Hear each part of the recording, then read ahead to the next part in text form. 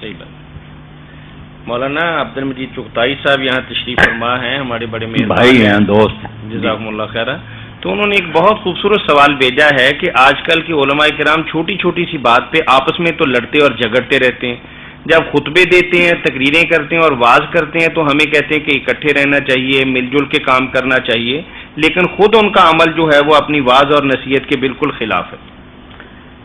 چغتائی صاحب میرے بھائی ہیں، پہلے بھی ملتے رہتے ہیں، یہی تو میں روتا ہوں کہ ان کا قول کچھ ہے، عمل کچھ ہے. جہاں اکٹھے ہوں گے، کئی مرتبہ ٹی وی پر بھی آتے ہیں، کئی مرتبہ اجتماع بھی ہوتے ہیں، بڑی تقریریں ہوں گی مسلمانوں کے اتفاق. جب نماز کا وقت آئے گا الگ الگ جا نماز بچھا لیں، نماز تک نہیں اکٹھی پڑھے. اب لوگوں پر کیا اثر پڑے کہ یہ ابھی جو کہہ رہے تھے کہ ہم ایک ہیں، یہ ایک ہیں کہ نماز بھی نہیں پڑھی. اور اگر کبھی پڑھ لیتے ہیں، ایسے شرارتی ہیں، مسئلہ کر رکھا کہ پڑھ لیتے ہیں ہم، کچھ تو کہتے ہیں ہم نے خدا کی نیت نہیں کی، ساتھ رکوع سجود کرتے رہے، دل میں ہماری نیت یہی تھی کہ ہم اس کے پیچھے نہیں ہیں، ہم انفرادی پڑھ رہے تھے.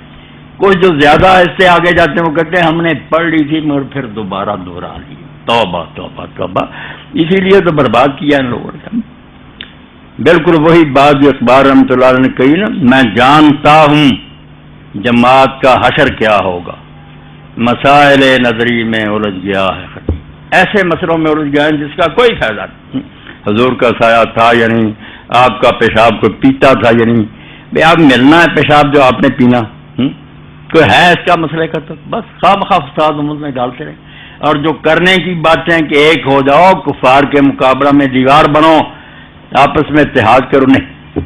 کئی میری مسجد میں ایسے لوگ آتے ہیں جو بعد میں کہ جاسوسی کے لیے آتے ہیں نا، سمعون لقوم آخرین، قرآن کہتا ہے کہ وہ خود نہیں آتے، دوسروں کے لیے جاسوسی کے لیے آتے ہیں، رپورٹ دینی ہوتی. یہ مولوی تو مرتد ہے، یہ کہتا سارے مسلمان ہیں، بیریلی مسلمان، یہ میں کانوں سے سنی، یہ مولوی کافر ہے، یہ سب کو مسلمان کہتا ہے. یہ اچھی بات ہے کہ میں سارے اپنے بھائیوں کو کہوں کافر ہے، اور کیا کیسے میں کہوں؟ مجھ سے زیادہ وہ اللہ رسول سے محبت رکھتے ہیں، اذانیں دے رہے ہیں، درود شریف پڑھ رہے ہیں.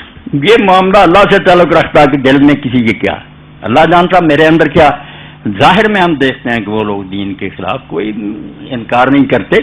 جو کچھ میرا چغتائی صاحب بھی کچھ باتیں میرے دوست ہیں مگر سن لیتے ہیں نا صدوں کی، پھر یہ کہتے ہیں وہ کہتے ہیں ان کے ساتھ نماز نہیں، جو رفع نہیں کرتے. میں نے ان سے التجا کی کہ خدا کے لیے آپ میرے بھائی ہیں، ان چیزوں سے جان چھڑائیں. میرے پاس بیٹھنے سے بھی اگر آپ نے نہیں سیکھا کہ نمازیں سب کی ضرورت ہے، میں ڈنکے کی چوٹ کہتا ہوں کہ فاتحہ پڑھے نہ پڑھے، رفع اجلان کرے نہ کرے، کوئی نہیں جرت کر سکتا کہ فلاں کی نماز نہیں صحیح. کس کی داڑھی کو پکڑنا چاہتے ہیں؟ صحابہ کرام سے لے کر شرم کرو، اتنے بڑے صحابہ اور تابعین یہ سارے کام کرتے ہیں، کیوں تم یہ کر؟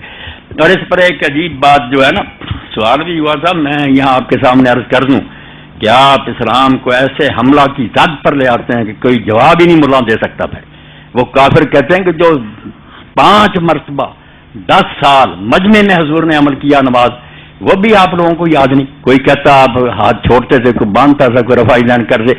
اس کا فیصلہ نہیں ہوا، تمہارے دوسرے دین پر کیا ہم اعتبار کریں؟ بڑا زبردست اعتراض ہے. مجمع میں روزانہ 5 مرتبہ، وہ بھی اختلاف ہوگی.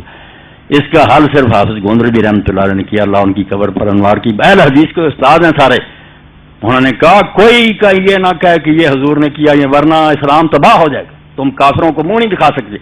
مانو کہ نماز کے جو ضروری حصے تھے وہ ہمیشہ ایک رہے، جو سنتیں تھیں اس کو حضور نے کبھی کیا کبھی چھوڑا، تاکہ لوگوں کو پتہ چلے کہ یہ لازمی حصے نہیں ہیں. اس لیے حضور ہی ہاتھ چھوڑتے تھے. یہ بخاری کے لیکچر ان کے چھپ گئے، انہوں نے کسی گروہ نے نہیں نکالی، سب حضور نے کیا. اس کے بغیر کوئی جواب نہیں، ورنہ تمہاری حدیثیں نہیں کوئی دیکھتا رہے گا کہ راوی کون ہے. نہیں، وہ کہیں یار اتنے بڑے بڑے گروہ کو ہاتھ چھوڑ رہا، مانو کہ چھوڑے بھی ہیں باندھے بھی ہیں تاکہ نجات ہو. یہ لیکچر جو چھپا کر دینا چاہیے لوگوں کو کہ مان لو مولوی صاحب کی بات حافظ گوندری کی، تاکہ بچ جاؤ. اور اس سے بھی اگلا سوال جو صاحب سمر السلام کی اذان جو مناروں پر ہوتی تھی اس میں بھی جھگڑا کہ کتنے کلمے آپ کہتے تھے کتنے نہیں کہتے. حال یہی ہے کہ حضور سارے کہتے تھے، کبھی وہ کہہ رہے تھے، تاکہ پتہ چلے کہ دین روح کو دیکھتا کہ اندر تقویٰ ہے یا نہیں. یہ چھوٹی چھوٹی باتیں دیکھیں نا قرآن مجید.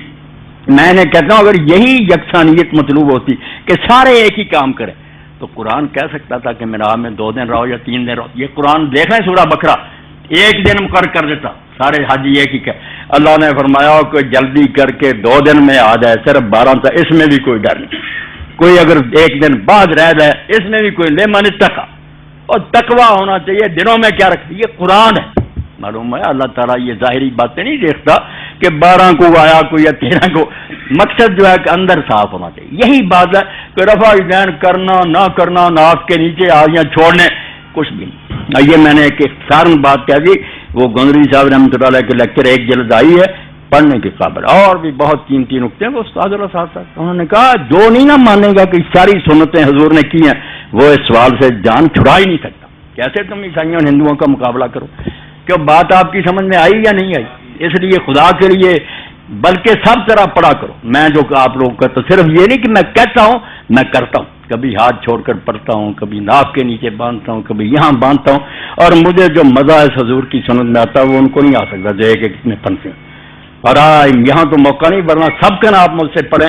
میں بتاؤں گا کہ ہاتھ جب چھوڑتا آدمی اس وقت کیا ملتا، جب باندھتا اس وقت کیا ملتا. یہ راز اور ہے، یہ بیسوں سے نہیں ملے گا، یہ میرے پاس بیٹھنے سے ملے گا. پھر آپ خود جس دن چھوڑیں گے عرش پر ہوں گے. اللہ اکبر. جب باندھیں گے فلسفہ پر کوئی غور نہیں کرتا کہ کیوں، ظاہر پر جگڑ رہے ہیں کہ اس نے باندھ لیے. نہ باندھنے والوں کو پتا کہ کیوں باندھ رہے ہیں. یہ ہاتھ اس کے اوپر کیوں رکھتے نیچے، بایاں کیوں دایاں، یہ کیوں آپ سن رہے ہیں. اب آپ کے اندر بھی شوق پیدا ہو رہا ہوگی، یار نماز تو پڑھ رہے ہیں سارے، یہ کیوں سمجھی نہیں. کیوں جب سیکھنے کے لیے آپ آ جائیں گے نا پتا چلے گا کہ بیسیں مولویوں کی چھوڑیں، خدا کے لیے سمجھنے کی کوشش کریں کہ یہ حضور نے سارے کام کیوں کیے. ہر ایک میں ایک ایک لذت ہے. جیسے دسترخوان پر جب طرح طرح کے پھل چنے ہوتے ہیں تو کوئی بری بات ہوتی، کسی دن سیب ہوتا ہے، کسی دن مینگو ہوتا ہے، کسی دن آڑو ہوتا ہے، ہر ایک کی اپنی لذت. ان کاموں میں سے خدا گواہ میں اپنے تجربے کی بنا پر کتابیں نہیں کہ ہر ایک میں وہ لذت ہے کہ اللہ ہی بہتر جانتا ہے کہ رسول اللہ نے اپنے عمل سے یہ سارے کام کیوں کیے. بتا دیا کہ اس میں ہر ایک کی کیفیت اور لذت جدا ہے. اب کوئی شخص پڑھے کہ ایک کی تکبیروں میں 7 اور 5 بھی تکبیریں آپ نے کہیں، جو زائد 3 بھی کہیں، دونوں صحیح حدیث ہیں. اب پتہ تو یہ کرنا پڑے گا کہ 3 میں کیا بات ہے اور 7 اور 5 میں کیا، یہ گنتی کیوں ہے. کیوں جب آپ تلاش کریں گے نا پھر یہ بحثیں ختم ہو جائیں گی. آپ ان مولویوں سے ہاتھ جوڑ لیں گے، خدا کے لیے بحثیں نہ کریں. اللہ کے رسول نے جو کچھ کیا ایک دوسرے سے بڑھ کر، سبحان اللہ سبحان اللہ. مگر یہ بحثوں میں رجھا دیا. ہر مسجد والا کہتا میری نماز سنت کے مطابق، دوسرے بے ایمان مر رہے ہیں، انہیں اپنی نمازیں خراب کرنے کا کوئی سودا ہے. سمجھنے کی کوشش کرو اللہ کے بندو. سارے صحابہ کرام سے لے کر پڑھ رہے ہیں، امام پڑھ رہے ہیں، تابعین پڑھ رہے ہیں. ہر ایک کے پاس وہ شاہ صاحب ولی اللہ رحمۃ اللہ علیہ کی بات، لکل اصل اصیل، ہر گروہ کے پاس بڑی مضبوط دلیل ہے، ہمالیہ جیسی ہے. صرف دھوکہ کرتے ہیں کہ ہاتھ رکھ لیا، اپنی پڑھ کر سنا دی دوسرے کی. میں نہیں ہے کام کر. اب ساری دنیا میرے خلاف ہے کہ یہ سوشلسٹ ہے، اس کے مذہب کا پتہ نہیں. جو مذہب کا کیوں نہیں پتہ؟ اللہ کے بندو، مذہب اللہ کا ہے، رسول کا ہے، صحابہ کا، اماموں کا. تم ایک ایک کے ہو، میرے وہ سارے امام اپنے، مجھے کسی سے نفرت نہیں. میں جانتا ہوں کہ انہوں نے جو وہ جیسے امام عبد الوہاب شعرانی کہتے ہیں کہ جھگڑتے تو وہ ہیں جو نہیں جانتے کہ یہ ساری نہریں جو ہیں یہ آ رہی ہیں چشمے، یہ ساری ٹہنیاں جو فلاں درخت کی ہیں. میں جب جڑے دیکھتا ہوں کہ ابو حنیفہ، شافعی، مالک صاحب رسول اللہ سے جڑے ہوئے، کوئی اپنی طرف سے نہیں کہہ رہا. صرف شرارتی لوگ بدنام کرتے ہیں. اس نے امام نے اپنی طرف سے دین گاڑ لیا. بھائی دین گڑتا تو امام کیوں ہوتا؟ امت لعنت نہ دیکھتی اس پر. اتنی دنیا کروڑوں اربوں آ رہی، 14 سال پر ان کا احترام کرتی. آپ کو پتہ نہیں کہ اللہ نے کہا ہے رسول اللہ نے کہ جس سے اللہ محبت کرتا جبریل کو حکم دیتا کہ اس سے محبت کر اور آسمان والوں کو اطلاع دے، حتیٰ کہ حضور فرماتے ہیں زمین میں بھی اس کی محبت دلوں میں پیدا کر دی. اب ابو حنیفہ، مالک، شافعی لوگوں کو زمینیں تقسیم کی. اب ان کی کوئی حکومت ہے؟ کیا ڈر ہے ان کا؟ کیا لالچ؟ نیک دین کی خدمت کی. اس لیے دوبارہ جو ان کی بے ادبی کرتا ہے نا، میرے خلاف ہو، فتوے دے، مجھ کو جو مرضی کہتا رہے، میں صاف کہوں گا کہ وہ اپنے آپ کو تباہ کر رہا. بے ادب محروم ماندہ فضل رب. جو اللہ کے نیک بندوں کی بے ادبی کرے گا برباد ہو جائے. کسی کی بے ادبی نہ کرو. ٹھیک ہے کوئی مسئلہ اگر آپ سمجھے اس سے دوسرے کا زیادہ بہتر ہے، مگر نہ نیتوں پر حملہ کریں نہ کچھ. چغتائی صاحب نے یہ بات پوچھی تو بہت اچھا کیا، مگر خدا کے لیے کینہ دلوں سے نکالیں، سب کو بھائی سمجھیں. کیا بریلوی، کیا شیعہ، دوسرے سارے. اس جمعہ میں ایک شخص نے کہا کہ یہ شخص مرتد ہے، یہ کہتا شیعہ بھی مسلمان ہے، بریلوی مسلمان. میں نے کہا اور کیا کہوں؟ کلمہ نہیں پڑھ رہے، لا الہ پڑھ رہا ہے، محمد رسول اللہ پڑھ رہا ہے، اس کے علاوہ ہم کیا پڑھوانا چاہتے ہیں ان سے؟ مسئلوں کا کیا؟ ہر شخص نے جو پڑھا اس کے مطابق وہ کچھ نہ کچھ سمجھے بیٹھا. اب حضور سامنے ہے کہ ہم فیصلہ کرا دیں. سارے خوش ہو جاؤ، مل جاؤ، ایک ہو جاؤ، ورنہ برباد ہو جاؤ. جو کرے گا امتیاز رنگ و خون مر جائے گا. ترک خرگاہی ہو یا عربی والا گاؤں، عرب ہوں گے یا ترک ہوں گے، جب یہ فساد ہوگا کہ یہ اور ہے یہ اور ہے، مارے جاؤ گے. ہندو عیسائی اسی طرح کچھ رہیں گے، ایک ہو جائے. جی آپ کی بات دل و جان کی گہرائیوں سے ہمیں تو قابل قبول ہے، لیکن اگر علماء کرام تھوڑا سا اس بارے میں جو آپ فرما رہے ہیں اس پر عمل کر لیں تو میرا خیال ہے کہ آج جو ایک دوسرے کی دشمنیاں، عداوتیں، نفرتیں اور کفر اور شرک کی جو بدعتوں وغیرہ کا کام ہے یہ سارا ختم ہو جائے. طاہر صاحب اس پر ہم جتنا رو سکیں رونا چاہیے کہ جو اہل کتاب تھے عرب کے امیین ان پڑھ جو ان کا گرا نہیں، جن کے پاس تورات انجیل تھی، بشارتیں تھیں حضور کی، سب سے زیادہ مخالفتوں میں جو عالم تھے دشمن. حتیٰ کہ حدیث میں آتا کہ اگر 7 یہودی عالم بھی مسلمان ہو جاتے دنیا مسلمان، انہیں نہیں توفیق ہوئی. یہ عالم جو ہے نا، یہ آپ اور میں سب روتے ہیں مگر انہیں نہیں توفیق ہوئی. ان کے آگے بہت پردے ہوتے ہیں، کچھ تکبر میں ہوتے ہیں کہ ہم سیکھتے کھڑے، کچھ جو حسد کرتے ہیں، کچھ جو اپنی پارٹیاں رکھتے ہیں. اس لیے یہ نہیں، عام لوگ جن کے سینے صاف ہوتے ہیں نا ان میں سے بہت لوگوں کو ہدایت ہوتی ہے. آپ مکے مدینے میں دیکھ لیں جو سادہ لوگ تھے وہ حضور کے ساتھ عالم شاید ہی کوئی دشمنی کرتے رہے، مخالفت کرتے. آپ کو کوئی پتہ نہیں کہ ان کے روگ کیا ہے. اتخذوا احبارهم ورهبانهم اربابا من دون اللہ. اللہ کہتے ہیں یہ غلط فتوے دے دے کے لوگوں سے مال بٹورتے ہیں، گروہ بنائے ہوتے ہیں، بھیڑوں کی اون کترتے رہتے ہیں، چھوڑ نہیں سکتے. یہ کہتے ہیں اگر سارے اکٹھے ہو گئے ہمارا کام کیسے چلے؟ اپنی اپنی بھیڑوں کو رنگ لگایا ہوا. یہ سارے کہہ دیں اگر کہ یار مولوی صاحب والی بات ٹھیک ہے، بریلوی وہابیوں کے پیچھے پڑے، وہابی سارے بھائی، سارا فساد نہ ختم. نہیں نو، وہ گستاخ رسول ہیں، یہ مشرک بس.